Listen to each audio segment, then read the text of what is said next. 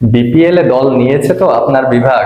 দেখুন, এবার বিপিএল নিয়ে নানা নাটকীয়তার ভিতরে অবশেষে এর একটা কিছুটা হলেও একটা নিশ্চয়তা পাওয়া গেছে যে কিছুদিন আগে বিপিএল গভর্নিং কাউন্সিলর থেকে একটা ঘোষণা আসে এবং প্রেস ব্রিফিং এর মাধ্যমে তারা জানায় যে ডিসেম্বরের মাঝামাঝি থেকে জানুয়ারির মাঝামাঝি পর্যন্ত এই 1 মাস জুড়ে বিপিএল হবে। এবং বিপিএল হবে কিভাবে, যে 5টা দল নিয়ে আপাতত বিপিএল হবে। এখনো নাকি বিপিএল এর জন্য ফর্ম বিতরণ করতেছে এবং অনেকেই বলে এই ফর্ম নিয়েছে। তো বিপিএল এ দল নিতে গেলে কি কি করতে হবে? বিপিএল এ দল নিতে গেলে আপনাকে করতে হবে বিশাল মূল্য বিপিএল গভর্নিং কাউন্সিলের কাছে জমা দিতে হবে। সেই মূল্যটা কত? 15 কোটি টাকা।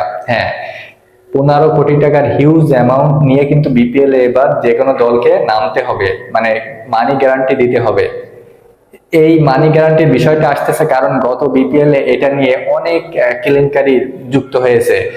বিশেষ করে বলতে গেলে রাজশাহী যে ফ্র্যাঞ্চাইজির মালিকটা, দুর্বার রাজশাহী যে টিমটা, এবং চট্টগ্রাম চ্যালেঞ্জার্স, এছাড়া আরো দু একটা টিমের নামে কিন্তু এই বদনাম কেলেঙ্কারিটা হয়েছে যে তারা পেমেন্ট দিয়ে যায়নি প্লেয়ারদের। এখনো পর্যন্ত অনেক প্লেয়ার টাকা পাবে।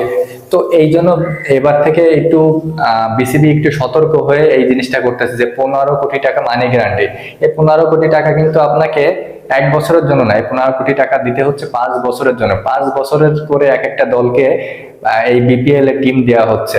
এবং আরো শোনা যাচ্ছে যে এই বিপিএল এর যে আয়টা, সেই আয়টা দলগুলোর ভিতরে কিন্তু বিসিবি ভাগ করে নেবে, এমন একটা কথা শোনা যাচ্ছে যে বিপিএলটা যে তারা যে খরচ করতেছে, এই খরচটা যাতে তাদের তুলে আসে বা তুলতে পারে, তারও একটা প্রক্রিয়া কিন্তু বিসিবি দেখিয়ে দিয়েছে। তো তাতে করে বিপিএল এর যে দলটা, 5টা দল আপাতত থাকবে। এই 5টা দলের ভিতরে শোনা যাচ্ছে যে একটা দল মাত্র মানি গ্যারান্টির টাকা জমা দিয়েছে, সেটা হচ্ছে রংপুর রাইডার্স। তো রংপুর রাইডার্স অলরেডি 15 কোটি টাকা দিয়ে দিয়েছে বিসিবিকে এবং তারা দল নিশ্চিত করেছে। এছাড়া শোনা যাচ্ছে যে বরিশাল এর যে টিমটা, মিজানুর রহমান, তিনি বরাবর বরিশালের টিম মালিক এবং তিনি নেতৃত্বে থাকেন সব সময়। শোনা যাচ্ছে যে তিনি দল নেবেন কিনা তেমন একটা দোলাচল ছিল। তিনি বলেছেন যে তিনি দল নেবেন এবং তামিম ইকবাল এই দলের ক্যাপ্টেন থাকবে কিনা সেটা নিয়ে একটা অনিশ্চিত রয়েছে। তামিম ইকবাল আপাতত খেলবে কিনা সেটা নিয়ে একটা অনিশ্চিত রয়েছে। তবে তিনি জানিয়েছেন যে তিনি দল নিতে আগ্রহী, কিন্তু তার সময় নিয়ে একটু আপত্তি আছে যে বিপিএল এর যে সময়টা সেটা অনেক কাছাকাছি চলে এসেছে। এটা আরেকটু দেরিতে দিলে অবশ্য দল গুছাইতে ভালো হইতো, সেটা নিয়ে তিনি একটু আপত্তি জানিয়েছেন। এছাড়া অন্যান্য যে টিমগুলো, খুলনা টাইগার্স, আপনার বরিশাল তো আছেই, এছাড়া ঢাকা, তারপরে চট্টগ্রাম, রাজশাহী, এই দলগুলো কিন্তু এখনো পর্যন্ত মালিককে আনা ঠিক করতে পারেনি এবং এই মালিকরা যারা ছিল তারাও কিন্তু মালিক গ্যারান্টির টাকা এখন দিতে পারেনি। তো বিপিএলটা প্রতিবারই যে আমাকে এমন যেন একটা সার্কাসময় হয়ে ওঠে। এবার নতুন করে বিসিবি সভাপতি, নতুন করে বিসিবির সব লোক এসেছেন এবং নতুন করে টিম গঠন করা হয়েছে, বিপিএল এর কমিটি।